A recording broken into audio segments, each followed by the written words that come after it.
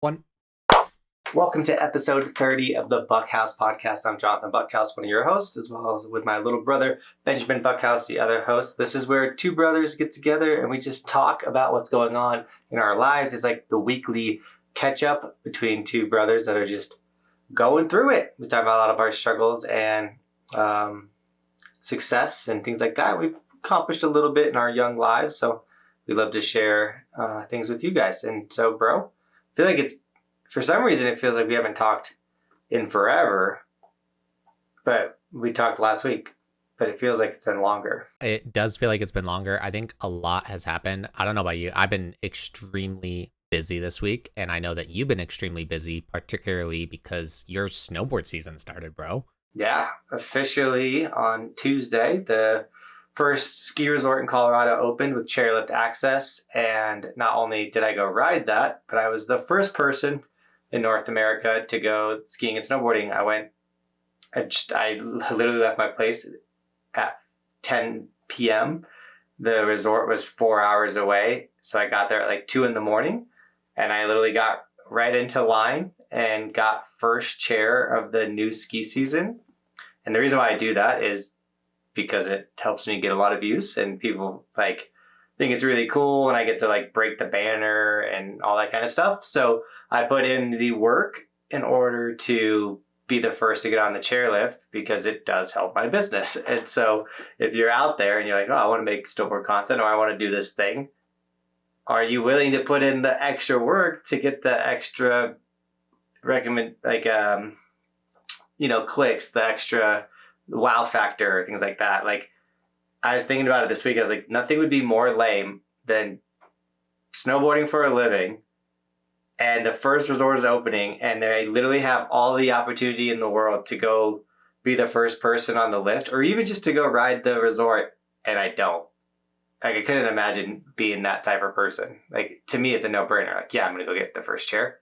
Bro, that's like, it's so true. But it's funny because like people don't think that way. And not many people are, I'm going to say psychotic enough, but like not people are like willing enough. That's really what it is to the average person. They say psychotic enough, but like willing enough to do that, drive from 10 p.m. for the next day, right? The 12 hours ahead of schedule pretty much, because the resort opens at what, like 9, maybe a little bit sooner, and you're sitting there driving there to get there and just be the first chair. That's awesome. I do have some questions about first chair.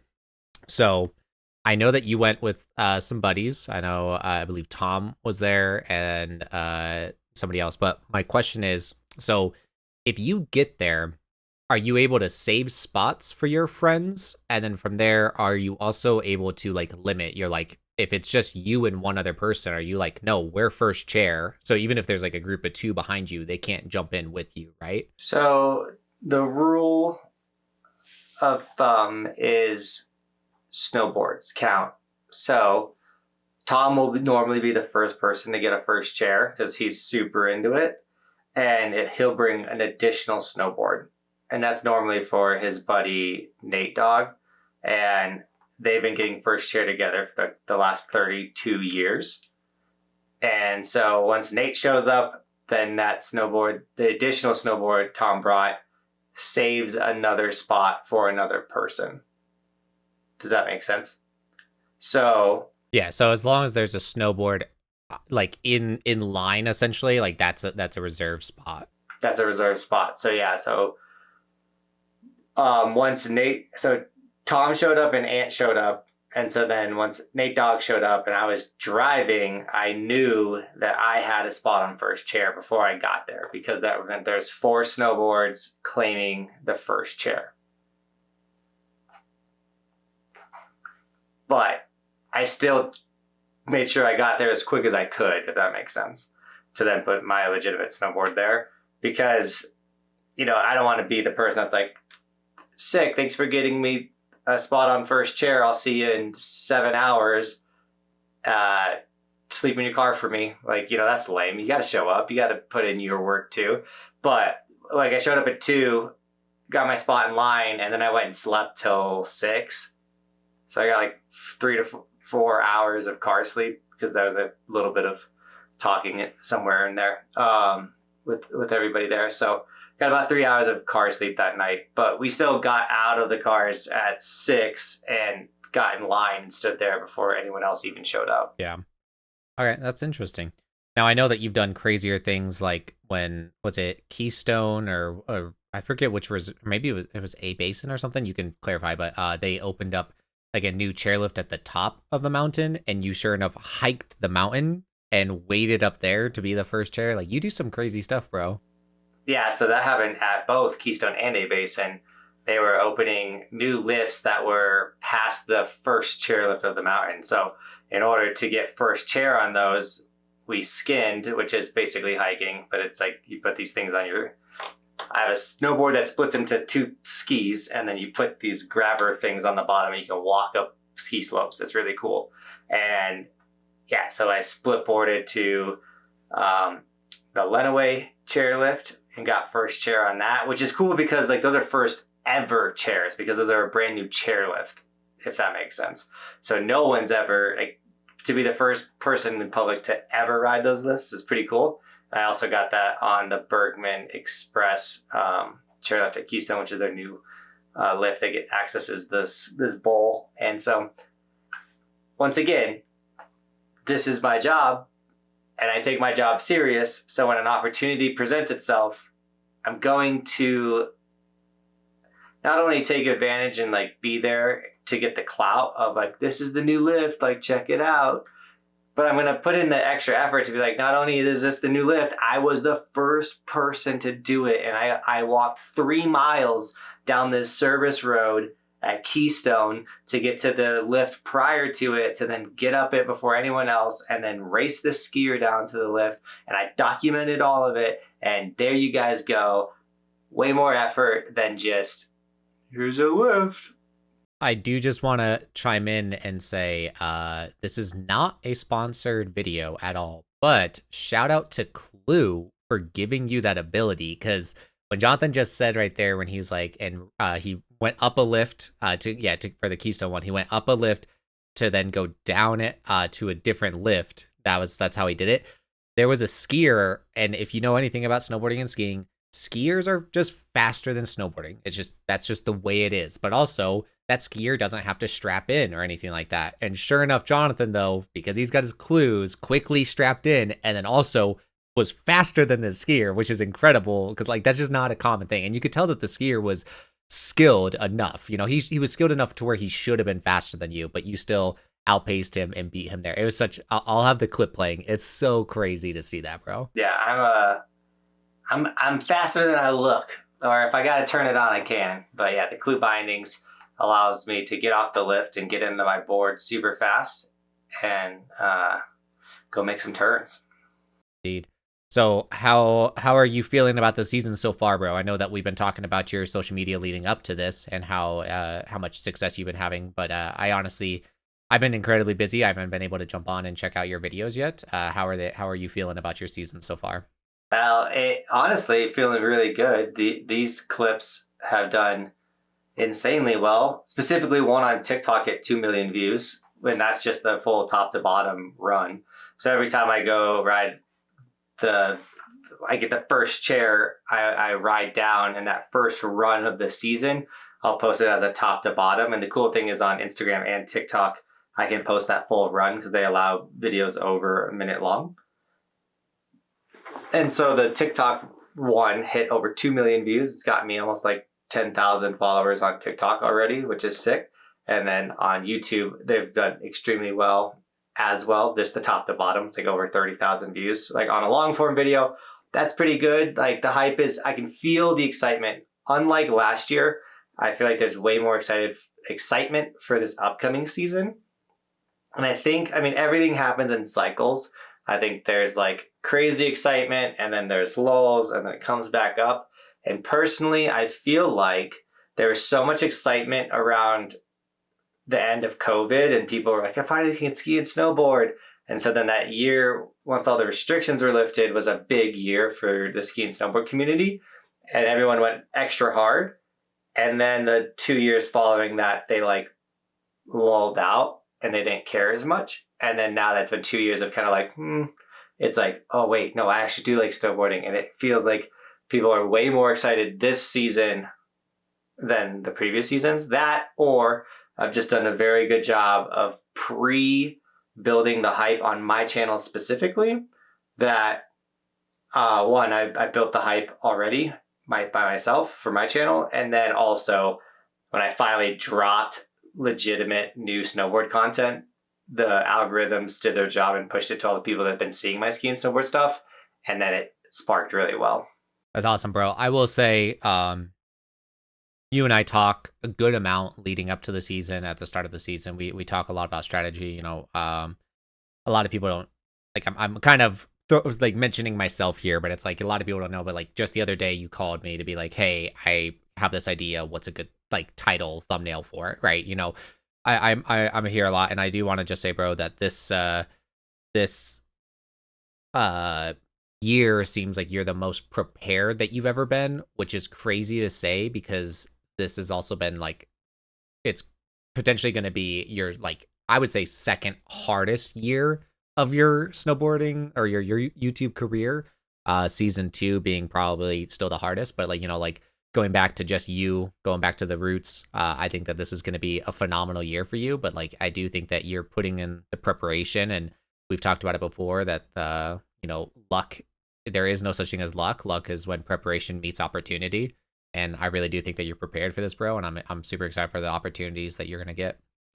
Thanks, bro. Cause I don't feel prepared. I have like a laundry list of things to get done before the season. And then I have a day where I like don't feel like I got anything done, and I beat myself up mentally. And like, even yesterday, I felt so overwhelmed. And then once I finally got the video done for the day, I was like, okay, I feel a little bit better.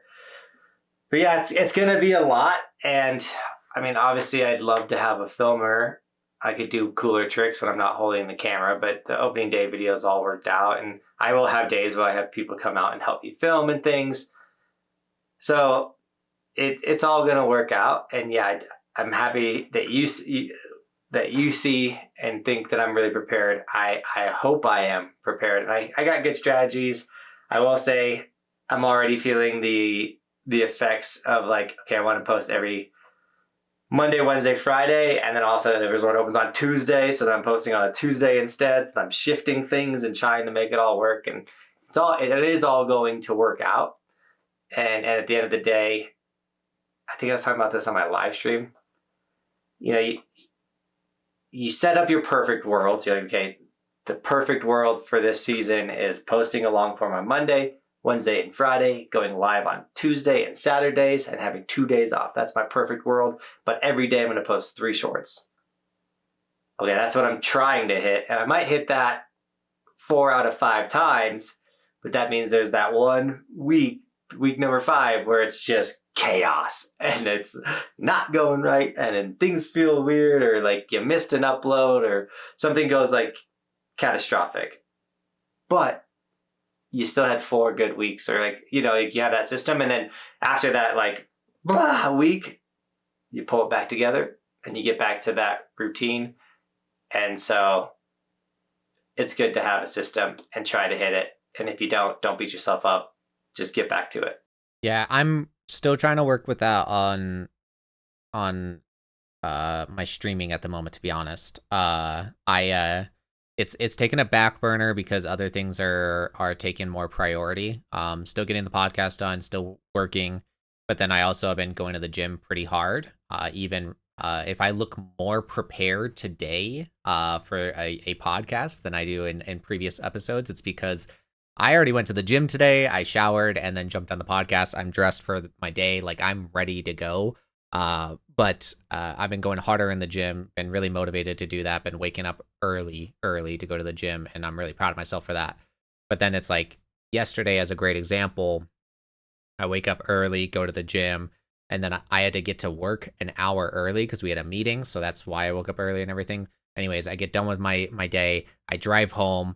My wife is overwhelmed with work as she's had some people quit and get fired, and so she's just having like a workload, but she also has to drive up to Denver right now to go cover those shifts, so she's doing her thing. I get home and like, yeah, I could have streamed, but I also needed to take the dogs out, and then I needed to go ahead and make dinner for us. So I went ahead and started that.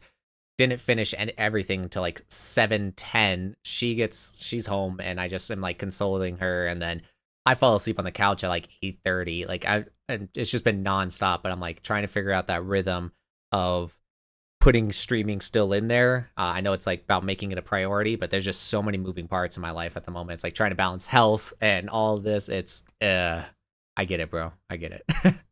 Yeah, and like since 75 hard ended, like I've been finding it hard to get into the gym. I'm dying to go work out, and I already feel like I'm eating like crap again, and I'm all in my head about the health aspect. And so it's like, I know for me personally, when I like set a challenge or a goal, I definitely focus harder on that. But like the moment that 75 hard ended, I immediately went to like, all right, all this other stuff is priority, and I started focusing on it. And I'm one, stoked to hear that you've been going to the gym so hard, and two, yeah, it's ebbs and flows and peaks and valleys, and you're gonna get good routines, and you're gonna have good streaming routines, and then bad streaming routines, and you'll figure it out. And at the end of the day, none of us have enough time.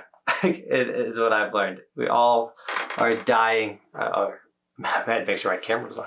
We're all struggling to find that more time. So anytime you can not be doom scrolling or checking social media, that will get you more time back in your day for sure. The first thing I did this morning, and I wouldn't say like, yes, by technicality it's a bad habit, but first thing I did this morning was check social media. But it's purely because I didn't get to finish the Thursday night football game last night, and I wanted to see if the Rams beat the Vikings, and they did. So thank you. I love that the Vikings are going to go from first to last in 2 weeks.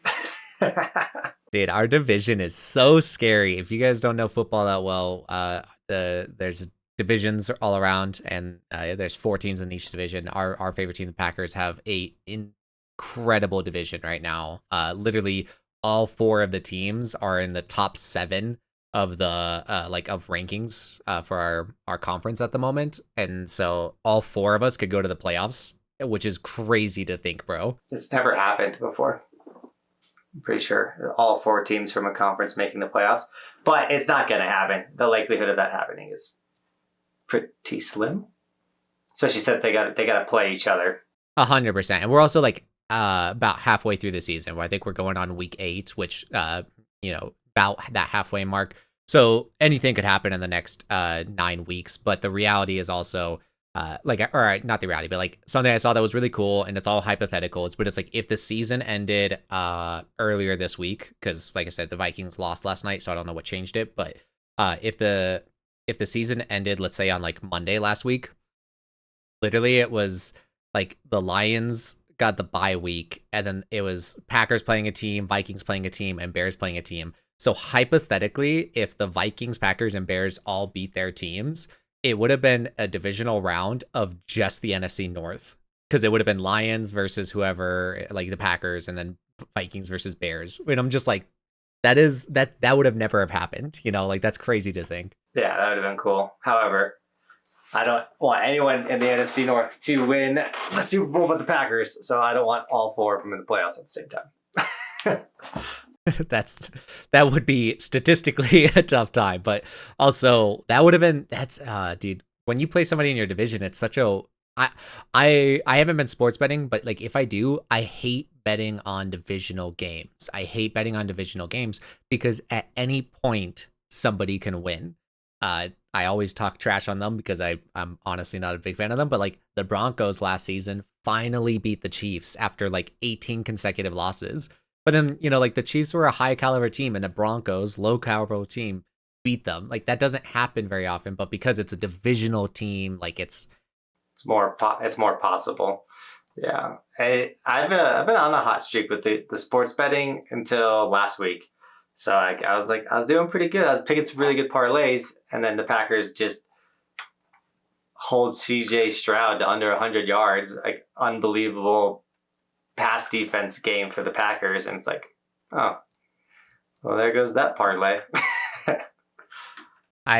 That's one thing I would struggle with if I did play like fantasy, or if I was doing parlays like that. When I would bet, I would always bet for the Packers to win, but I never bet like on specific stats like that, because I'm like, I I want the Packers to hold CJ Stroud to under 100 yards. You know, like I don't want to bet that he breaks that. Like I want him to be under that. You definitely have to out cheer your bets. You know, like just because I made a bet for the Vikings to win last night did not mean I wanted the Vikings to win last night. I'm so much more happy that the Vikings lost than the $5 I lost on betting that they were going to win, if that makes sense.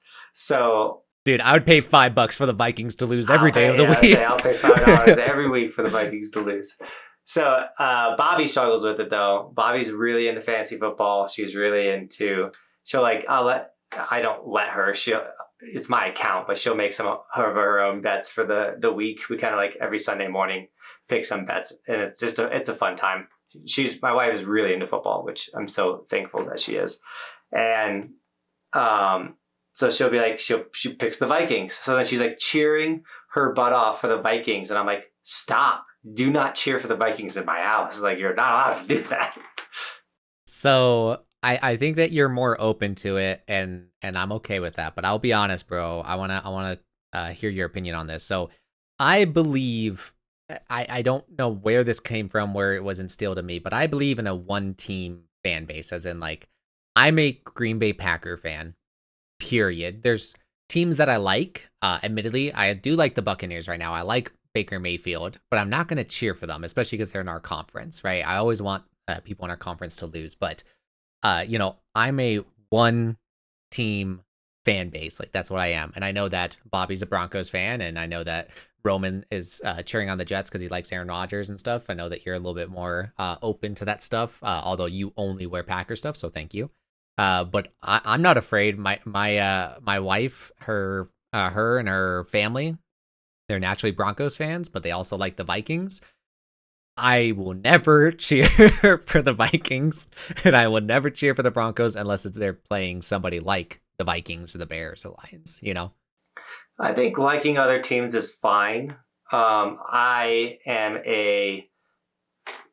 look at every game and go, how does this benefit the Packers? So yeah, anytime I see an NFC team playing, I'm like, okay, I want them to lose. So if it's Bucks versus the Ravens, I want the Ravens to beat the Bucks because the Ravens are in the AFC and the Bucks are in the NFC. You know, so I'm gonna lean that way. But yeah, do I like the Bucks more than the Ravens? Like and I say like, I'm more like, do I like Baker Mayfield more than Lamar Jackson? Like, you know, kind of like who's on the team. And I definitely like the players on the Bucks more than the Ravens, but I'm still going to go for the Ravens type of situation.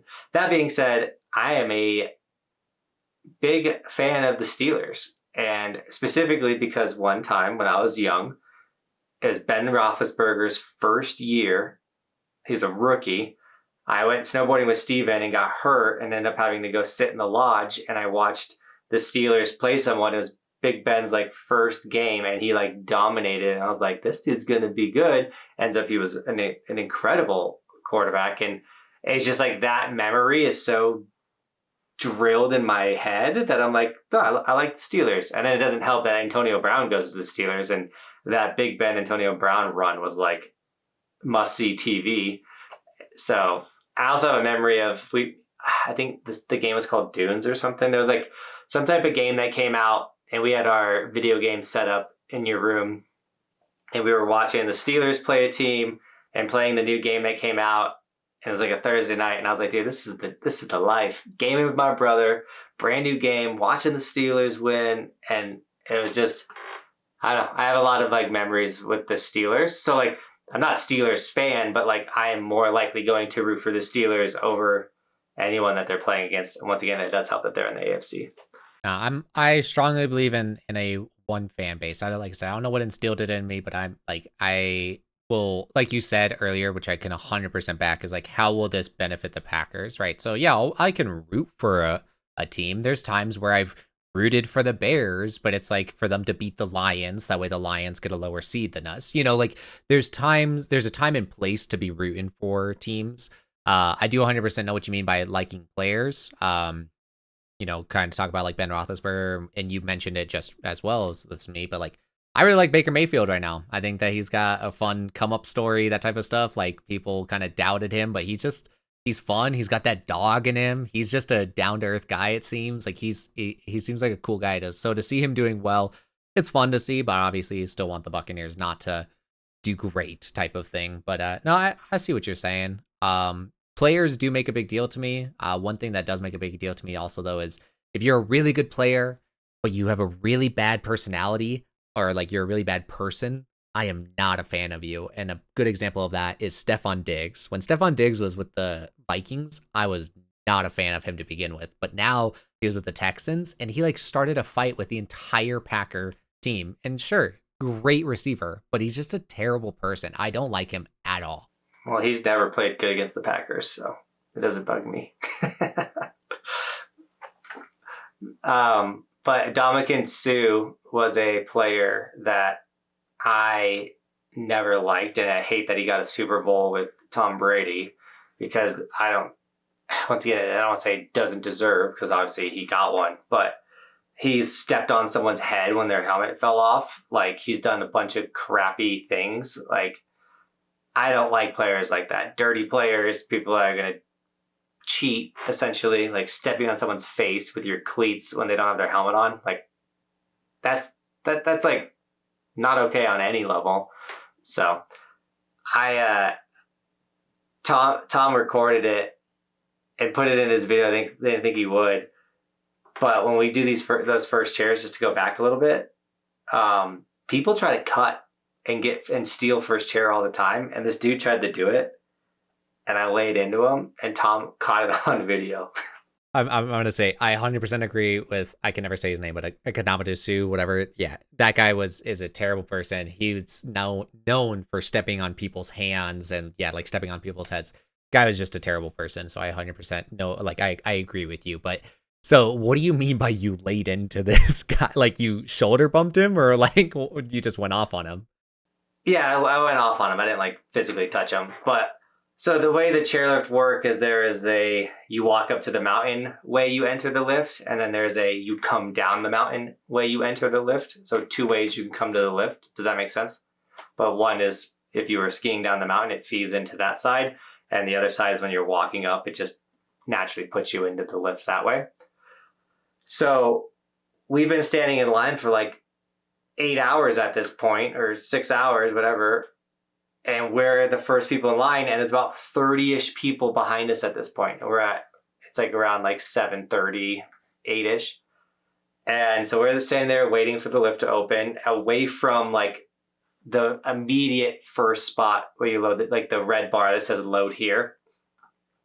So you don't want to be like right up to that, so the lifties can like get the chair running, get everything moving. Like, you don't just go super duper close to where they got to work. They got to put the mazes in, all that type of stuff. So we started the line, and everyone, as they should, formed a line behind us.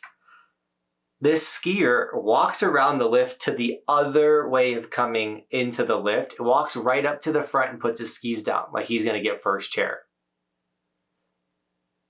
And there's 30 other people that have been in line. So the lifties see this guy do that, and they're like, what the heck? And they're like, hey, you four, come get your spot for first chair.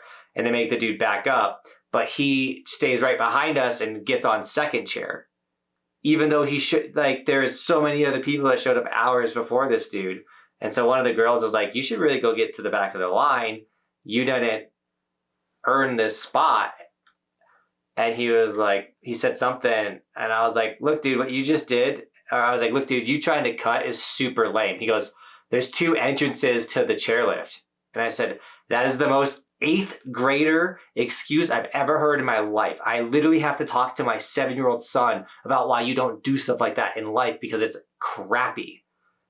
And he was like, I'm not trying to fight. And I was like, if you weren't trying to fight, then you wouldn't have cut all these people. Clearly, you have. I said something. I'm like, if you didn't want to fight, then don't cut people. Like, you piece of crap. And then Nate Dogg, one of the dudes that's gotten first chair for like 30 years, goes, I really hope you catch a rock and rip your ACL on your first run. I was like, ooh, God. Oh my! I okay. I can never do that, but I appreciate him saying that.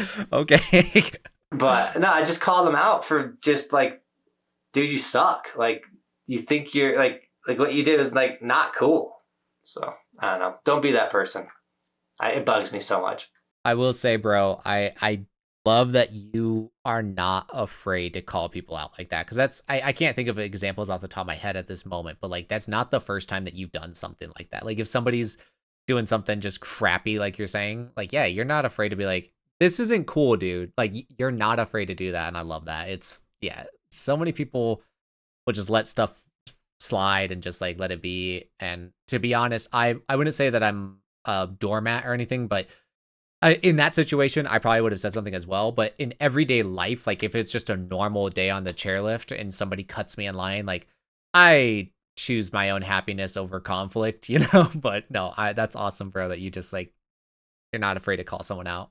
Yeah, like pick your battles. Like don't get in conflict with everybody every day. Just because like to an extent, to get through life, like you said, you'll have a better life if you let some people just like get away with it.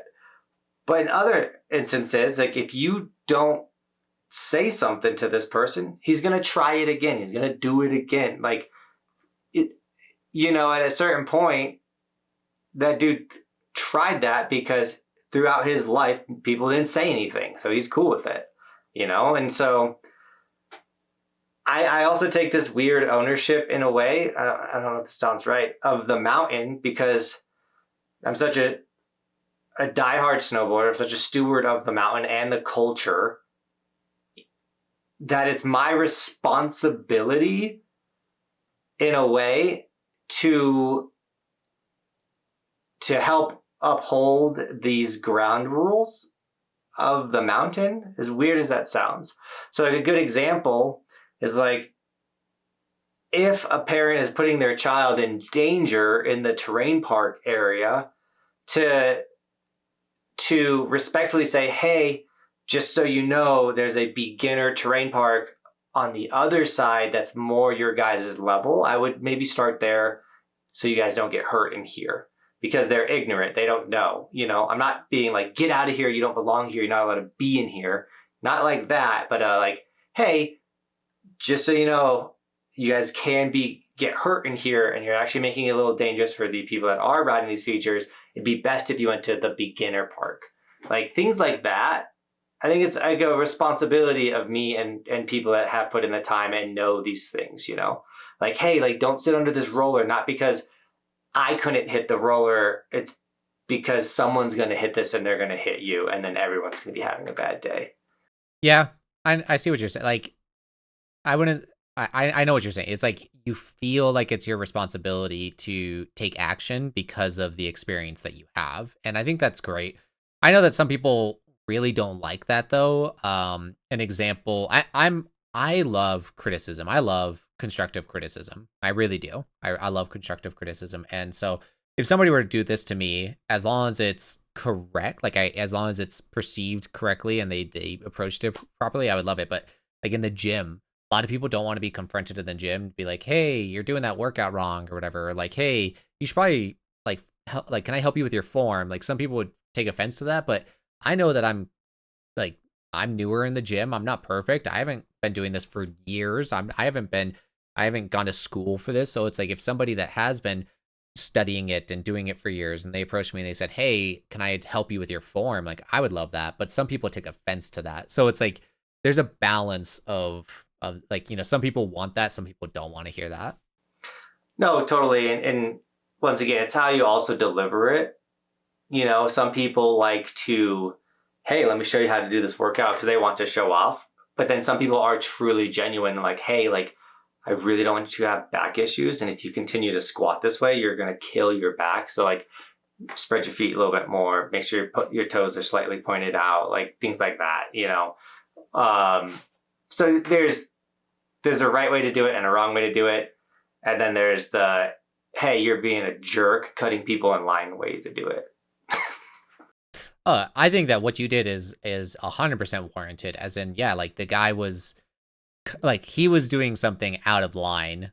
Play on words there. But he was doing something out of line, and you confronted him of that. But realistically, somebody weightlifting the wrong way, is that quote unquote out of line? Yeah, like it's not the correct way, but it's like if it's his body, it's only hurting him, and obviously I don't want him to hurt himself, but it's not hurting anyone else. Whereas somebody cutting in line like that on this exact situation, like first chair of the season, that's hurting, like quote unquote hurting other people. Like that's not cool. Yeah, what you did is 100% warranted, bro. So Roman just turned 7, and it's crazy how fast time goes by once you have a kid. Like, you're always like, oh man, time flies, things like that. But when you literally watch, and you might experience this too, because I had it with Ellie, Lizzie, and Harry, our nieces and nephew.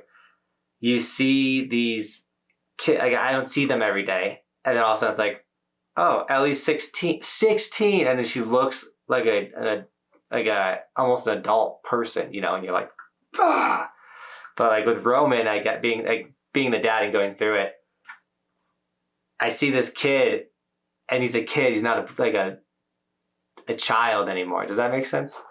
Yeah, and I can't fully relate to the parent side of things, but no, yeah, it's like I remember our oldest niece, like Jonathan saying, is 16, and I remember when she was born. I remember going to the mall with her when she was just a baby, and like I remember getting this elephant because her name's Ellie the elephant, and I just remember doing all this stuff, and I was super young at that time, and now she's 16 and she can drive. Like I can, what's crazier is that like I'm over the age of 25, which means that she, with her permit, I can drive with her. Like she could be in the driver's seat and I could be the legal passenger that allows her to drive. Like it's time does fly, and I'm sure that being a parent makes things like just the busier you are, the faster things go. So if you're a parent, you don't have time to not be busy, like you're always busy. So I'm sure that it makes the time go by even faster. But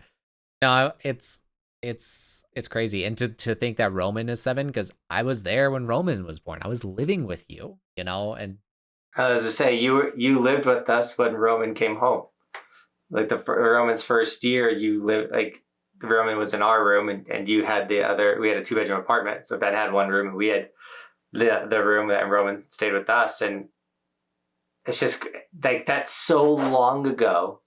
But at the same time, he's not a little baby infant anymore. He's a kid that wants to talk about football and video games and space and sharks, and like, I don't know, it's crazy. There's one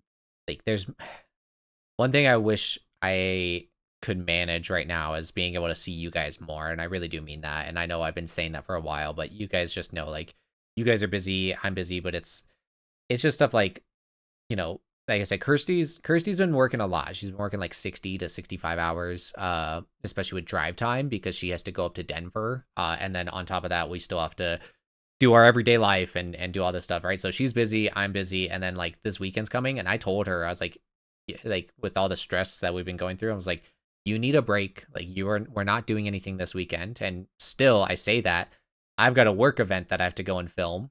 Like I still have to go do something this weekend, but I told her, like, you're not doing anything this weekend. You need to just relax and enjoy the weekend. And it's like, I would love to be able to come up and see you, but it's like, that's just, it's not very likely just with how life goes and everything. But no, I wish I could be a part of your guys's, particularly Roman and Bristol's life a little bit more. But yeah, it's sad, but I love you guys. I hope I can see you guys soon.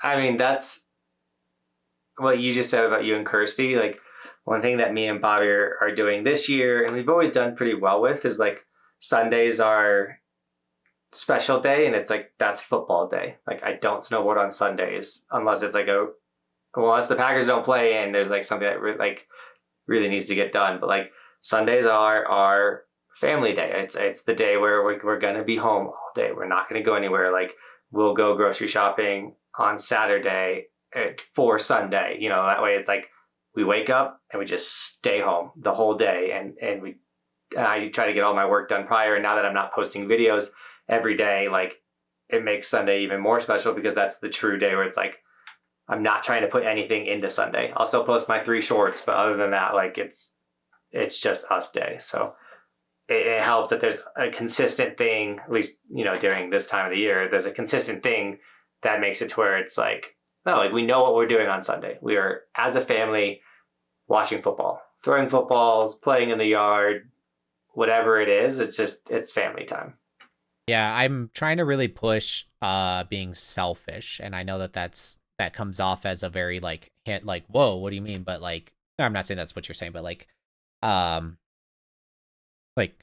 we need to take care of us. We're priority number one, right? And so people are gonna ask us, hey, you want to come? Like parents, my in-laws will ask us, you want to come to Denver for this weekend, whatever. And it's like, that's a all day event. And sure, even if we go up to Denver for 3 hours, we drive the 2 hours, so that's 5 hours. Is that all day? No, but like it's a block of time that's inconvenient. And so it's like we're rushed in the morning, and then we go and we got to deal with traffic and all this stuff. And then we finish, and then we have to go home and take care of the dogs. And by the end of it, we've been just exhausted. And it's just like, it takes such a large portion of the day. And it's like, yes, I would love to come see you guys. But at the same time, like, we don't have the like, it's just not going to work. Like, we don't have the capacity for that right now. So no, like, we have to be selfish. This is something that we have to do. And that's what I'm really pushing for Kirsty. And even my boss was asking, so I've got a work event this weekend. It's a trunk or treat that we're setting up for our school. And it's apparently a really good turnout and everything, but we're like needing employees to set up trunks. And they asked me, which I'm filming the event. They're like, are you going to set up a trunk? And I was like, I can ask my wife. And then just after this week, I was like, no, we're not doing it. Like, I just can't. Like, I would love to do that for the kids, but it's just not going to happen. Like, I got I got a million other things to take care of. So we're at priority number one, I'm more of a say yes person. So like anytime I get invited to something, I'm like, oh yeah, I'd love to go. I'd love to try to make this happen, even if it's going to make my life a lot harder. And Bobby's more of she can say no to literally anyone and anything. And so she helps balance out I have to say yes to anything, to her saying no to usually more everything. So it usually balances out because of that. But then once again, it's nice knowing like on a Sunday, if someone's like, hey, can you do this Sunday? I can easily say, no, I can't, because Sunday's the family day. But any other day of the week, I'm like, maybe I might be able to work it out, things like that. So I get what you're saying though about trying to make more decisions for you guys and take care of number one first, and then everything else falls in line. Because if you're not taking care of yourself, then you're not giving the best version of yourself to people. It's like, I've said it many times on this podcast, but I'll take care of me for you. So I'm the best version of me. I'm feeling the best about me, so that when you deal with me, you're getting a good version of me. I'd argue that I was very stressed out yesterday. So like, I made Bobby's day not as good. However, she was very sweet and did help me relax a little bit yesterday. So that helped a bunch. Do you, I don't know how to approach this question appropriately, so hear me out with this. Just hear me out for like a minute or two. So people say marriage is 50-50, which is awful. Marriage is not 50-50. There will never be a time where you guys are actually 50-50. And the sooner you realize that, it's 100 and 100. No, but the sooner you realize and accept that, the happier you and your spouse will be. And oftentimes, Jonathan's statement of 100 and 100, I love it, as in a theoretical sense, because it's funny. But in a literal sense, let's say there's 100%, and you and your spouse both contribute to that 100 number, that 100%. Some days I'm gonna be 30%, but if my wife is also 30%, we're lacking something, right? So you have to make up on that other side. And you were just saying it, and I've been talking about it, but like yesterday in particular, like I said, I love my wife, and she's kicking but I'm so proud of her. And I've talked about this tons on the podcast. If you guys are new here, I've done nothing but compliment my wife. So just listen to that. But I love my wife, and she is stressed from work because, like I said, some employees have been fired because they're just bad people, or they've just quit because they're like just over it. And it's just added a lot of stress onto her workload. She also works in insurance. So this is the biggest time of the year for them. So there's just a lot of stress coming on. And yesterday it hit her hard. It hit her hard, and that's fine. And like I said, yesterday, what did I do? I made us dinner. I took care of the dogs. I cleaned up. I did all that stuff because I knew she's at 10%. She's at 20% right now. She needs me to be on that 80, that 90. She needs me to be there. And without skipping a beat, I put a smile on. I said, it is what it is. This is what I have to do right now. And I just took care of like the rest of that percentage for us. And that's a concept I love. I don't know if that's something that you and Bobby have ever talked about, Johnathan, of like the 80-20 or like, 50-50, 60-40, that type of stuff. Have you ever talked about that?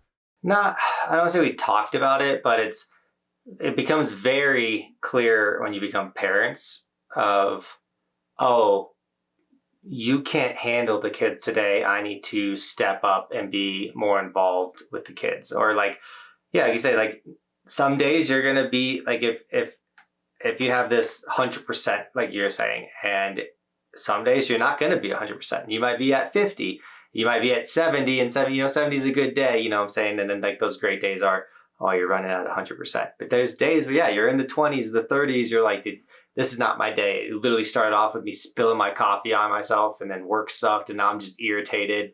Like things go wrong. Everyone has those days. And so, or there's just days where you feel overwhelmed. And yesterday was a day that I felt overwhelmed for sure, because I spent the last 2 days going out and staying, like camping at a chairlift and all that type of stuff. I was working, but a lot of things that I do on the day to day didn't get done. And all of a sudden I'm like, oh man, now I have a big pile of things to catch up on. So,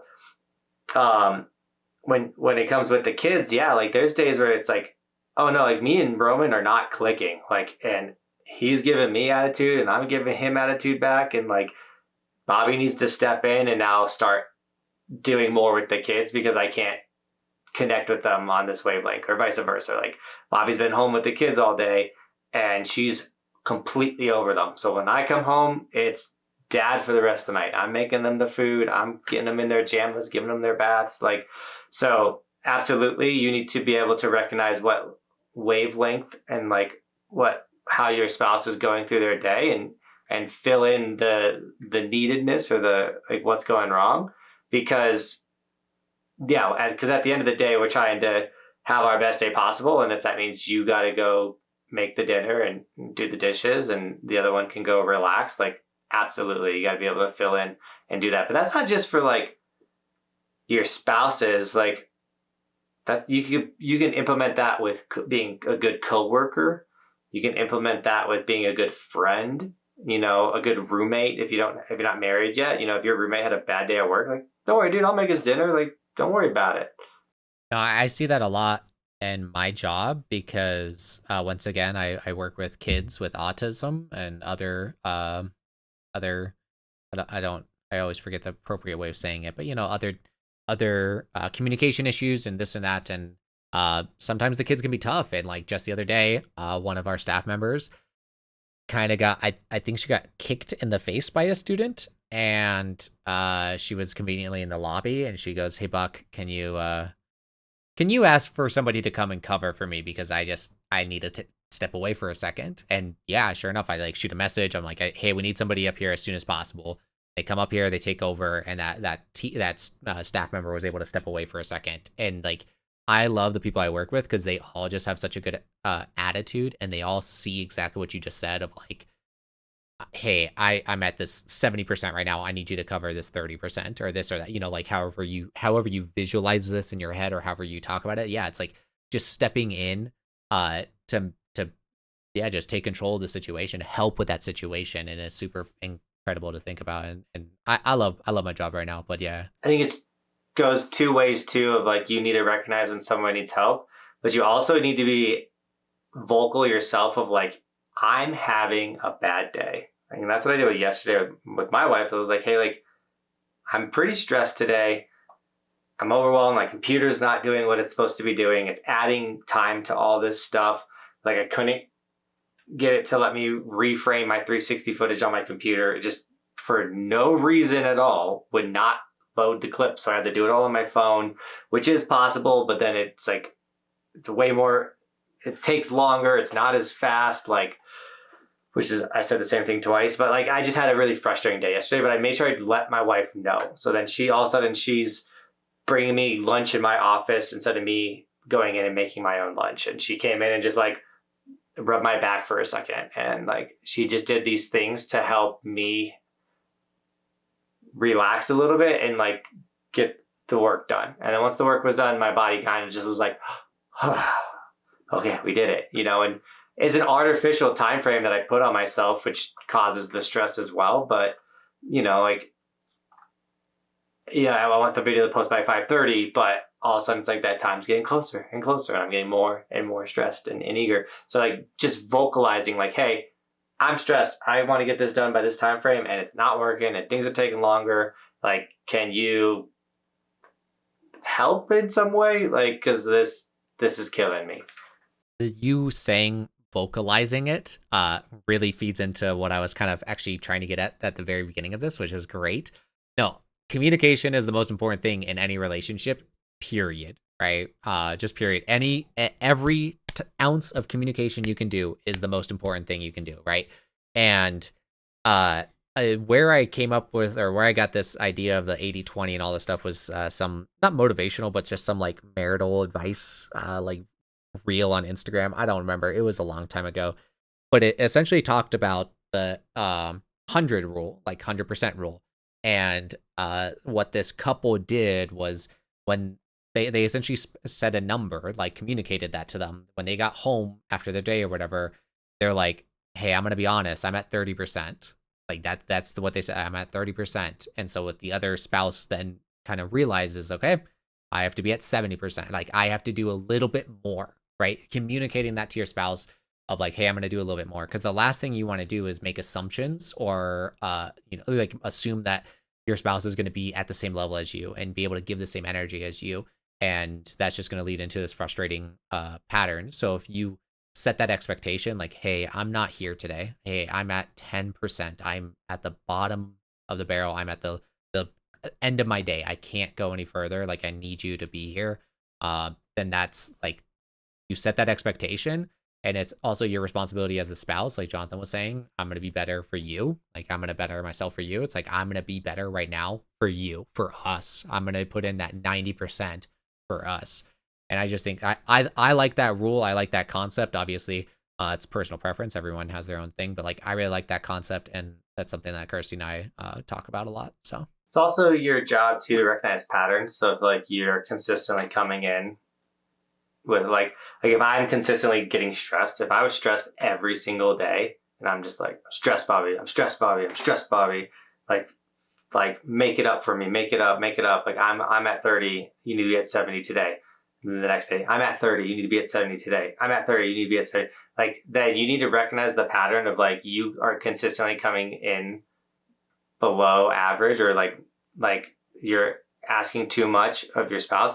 And I mean, obviously there's seasons, there's times where your spouse they're in a grind time, like Kirsty's working extra hard because coworkers are fired and things like that, and so like she's going to be coming in more tired and lower and Ben's got to step up for a period of time. But like, if it's something that is controllable and you're just like getting a bad attitude and coming in at a low like you need to recognize that and like, okay, what can I change in my life to better my situation, whether that's eating healthier, going to the gym, like what can you do to make sure you're not always coming in at this really low number and making your spouse or your whoever make up for something that you could fix if you just would recognize what's going wrong and start addressing it. Yeah, and I'd say it's also not your responsibility, but something that you can do, and that's exactly what I did was like kind of offer that kind of like I noticed the patterns. I noticed that Kirsty was stressed with work. And so I told her, we're not doing anything this weekend. I told her, like, if because she's been wanting to do a pumpkin patch. Sounds great. No, we're not doing it.